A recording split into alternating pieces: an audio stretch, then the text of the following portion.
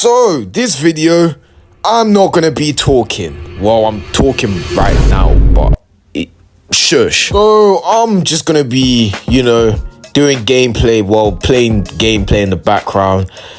This is the last bit of me talking. If you prefer these kind of videos, because it seems like you guys don't like the videos of me commentating, then be sure to like and subscribe. Let me know what you honestly think, and I'll try to do my best to improve. Sorry you guys didn't really like last video. I saw quite a few hate comments, but it's what it is. Hope you enjoy. I'm trying out a new deck as well, and yeah. And if you're wondering, instead of me, it's gonna be a Reddit story talking, so enjoy, bye. Kicked out at 17, with just $12 and a trash bag. Now my family wants to live in my $750,000 home after years of silence and lies. I was 17 when my dad told me I wasn't built for success. It wasn't some heat-of-the-moment insult. He said it calmly, like he was doing me a favor. Like the sooner I accepted my place in the family, the easier life would be for all of us. "You're the spare," he said, not even looking up from his newspaper. "Your brother's the heir. You're just extra." I think that moment carved something into me. Growing up, I always felt like the background character in someone else's story. My older brother Nathan was the golden child, the star athlete, honor roll student, family favorite. He had a bedroom that faced the lake, a brand new car the day he turned 16, and a dad who called him champ even when he messed up. Me?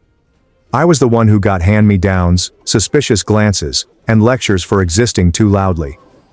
At first, I thought I was the problem. I tried harder, got a job at 15, kept my grades solid, even started tutoring Nathan in math when he began slipping. But nothing changed. My mom called me lazy when I slept in on Sundays, even after closing late at the diner. My dad said I had no ambition when I mentioned wanting to go into culinary school instead of college. And Nathan? He just smirked whenever they tore into me, like he was silently enjoying every dig. Things escalated the summer before my senior year. Nathan wrecked his car after a party, completely totaled it while driving drunk. I was the one who found him crying in the garage, bleeding from his forehead, begging me not to tell mom and dad. I didn't. I took the blame. I told them I'd borrowed the car without asking, that I'd panicked and ran. I thought, maybe this would earn me some respect. Maybe they'd see I was capable of loyalty, of protecting the family. Instead, they kicked me out. My dad didn't even yell. He just pointed to the door and said, "Pack your things. You've embarrassed this family enough." That night I slept in a bus shelter 2 blocks away.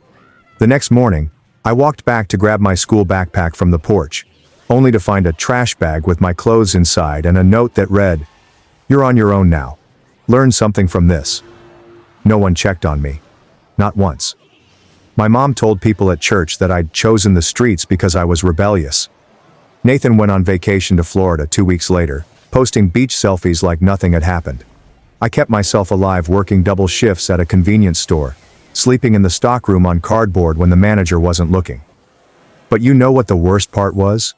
The silence. No birthdays, no Christmas cards, no "how are you?" It was like I never existed. For 3 years.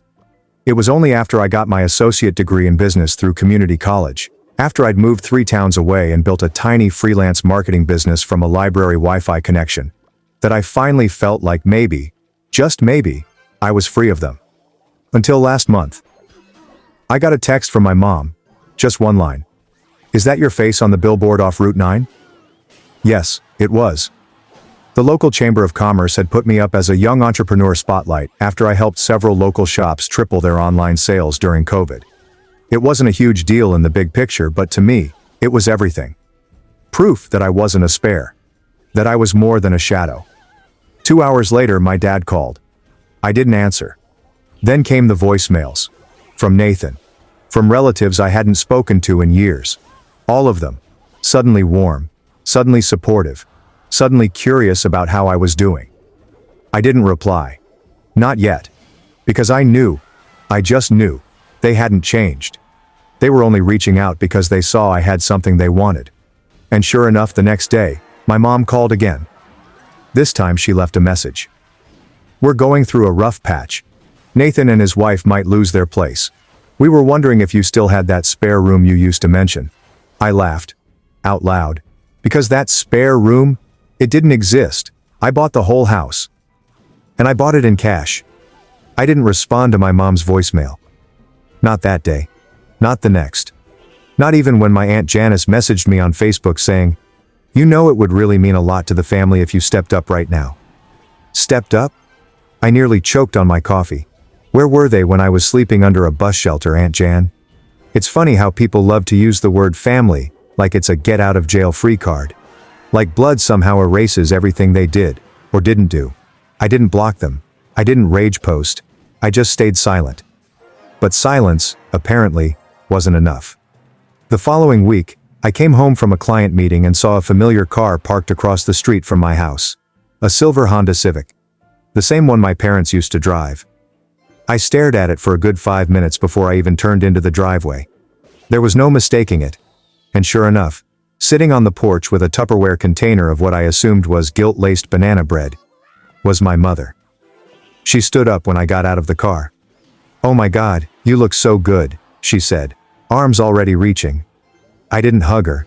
I just looked at her like a stranger, because that's what she was. "Mom," I said quietly, "why are you here?" She had the nerve to smile like this was just some casual drop-in. "I wanted to see you. It's been so long. I thought maybe we could talk. Catch up." I leaned against the doorframe and didn't move. "Is Nathan okay?" I asked. Her face flickered. And there it was. The reason. The real reason. Not love. No regret. Not even a half-hearted apology. "He and Alyssa lost their apartment," she said. "They fell behind on rent. The baby's on the way and they just need a place for a little while. Just until they get back on their feet. Your father thought maybe we could all stay here, just for a few months." I almost laughed. "You kicked me out with a trash bag and a note," I said slowly. "I begged you to listen to me, and you told me to learn something from it. And now you want me to give up my peace, my home, for the son you threw me away for?" She blinked. Like I'd slapped her. "It was complicated back then. We were just doing what we thought was right." "No," I cut in. "You were doing what was easiest. You believed whatever Nathan said because it made your life simpler. It didn't matter if it ruined mine." There was silence. For the first time, I saw something close to shame in her eyes. Then, defensiveness. "Well, we didn't know how things would turn out. You've clearly done well for yourself. So maybe it wasn't such a bad thing after all." That's right there. They abandoned me, and now they wanted credit for it? "You're not coming inside," I said firmly. "And you can tell Dad and Nathan and everyone else that this house doesn't have a spare room?" She opened her mouth, probably to beg or guilt-trip me. But I was already turning the doorknob. That's when she said it. "You're being selfish." I paused. I turned back around, looked her in the eye and smiled. "No, Mom. I'm just done being useful to people who only remember I exist when they need something." Then I closed the door. She didn't knock again. That night I lay awake thinking about everything. The weight of what happened. The fact that they were bold enough to show up here, to ask for help, to act like we were still family after what they did. For a moment, I felt guilt creeping in. That old, familiar ache of what if I'm the bad one now. But I remembered the look on my mom's face that day at the principal's office, when Nathan lied about me hitting him. I remembered how she cried for him, how she never once looked at me with belief or love or even curiosity. Just disappointment.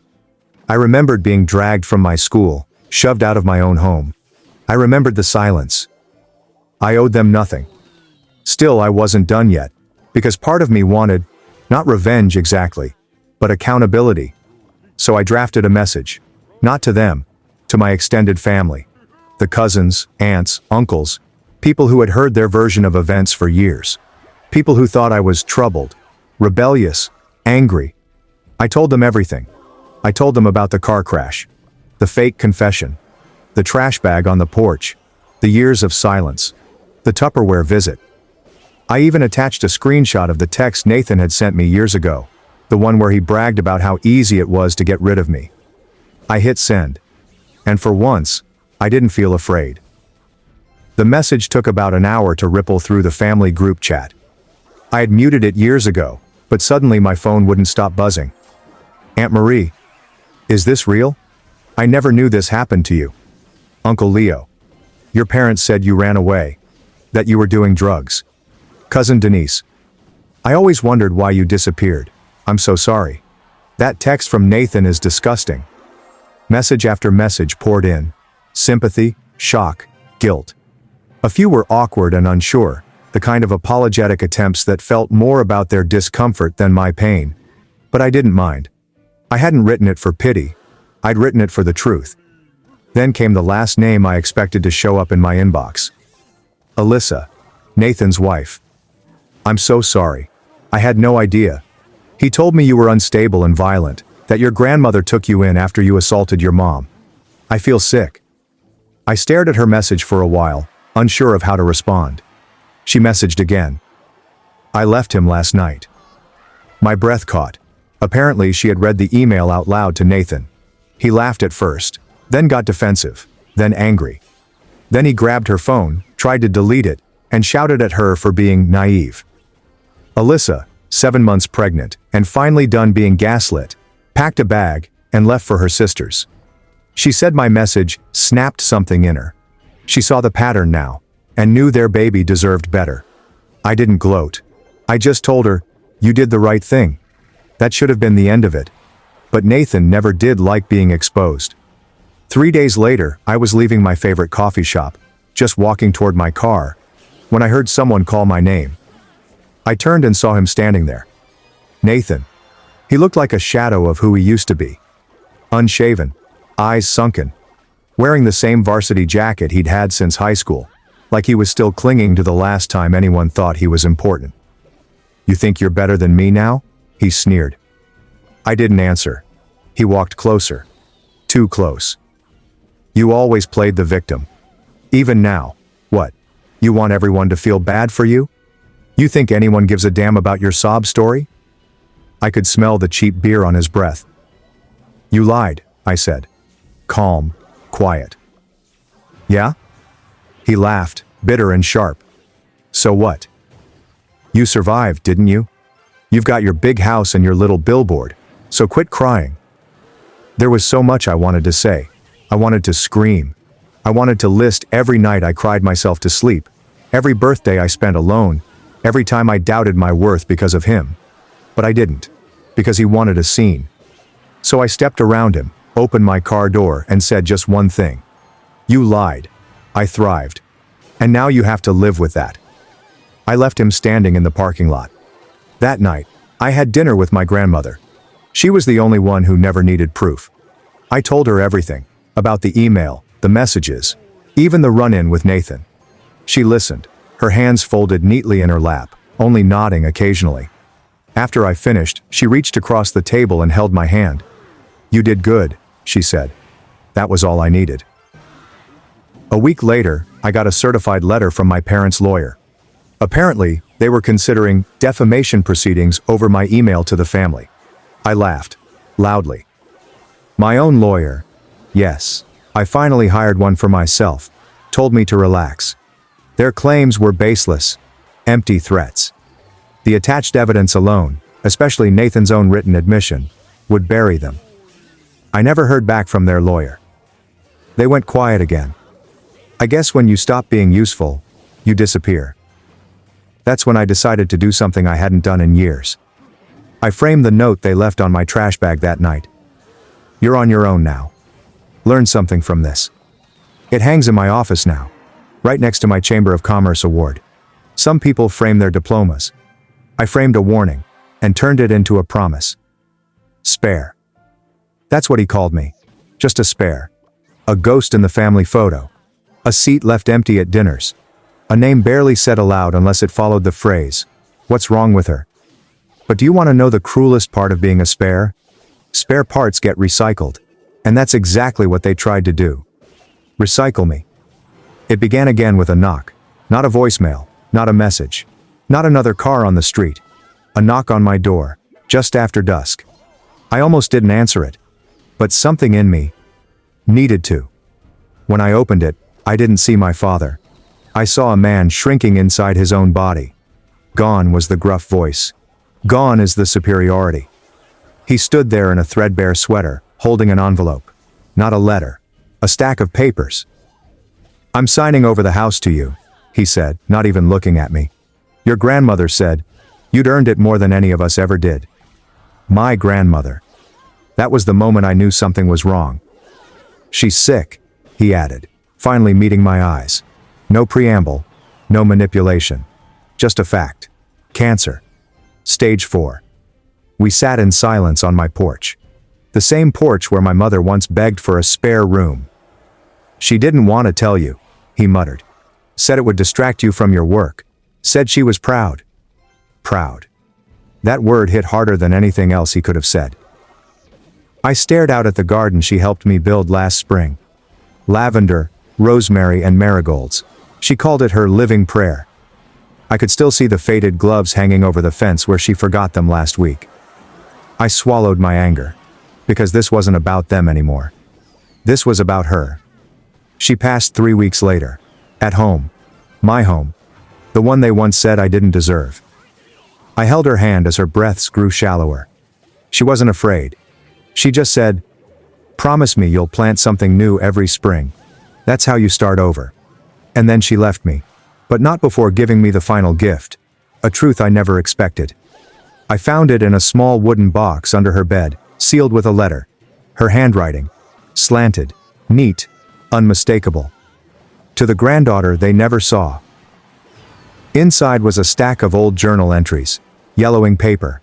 Notes dated from when I was 9, 11, 14. Ages I had long tried to forget. She had written everything.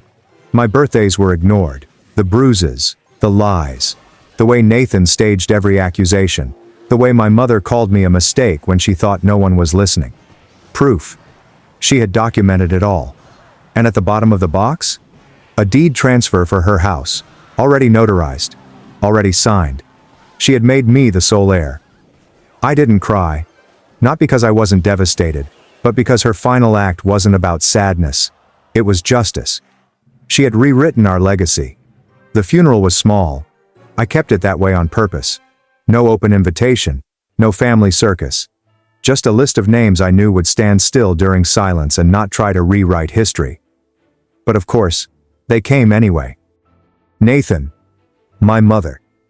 Dressed in black like it could mask anything.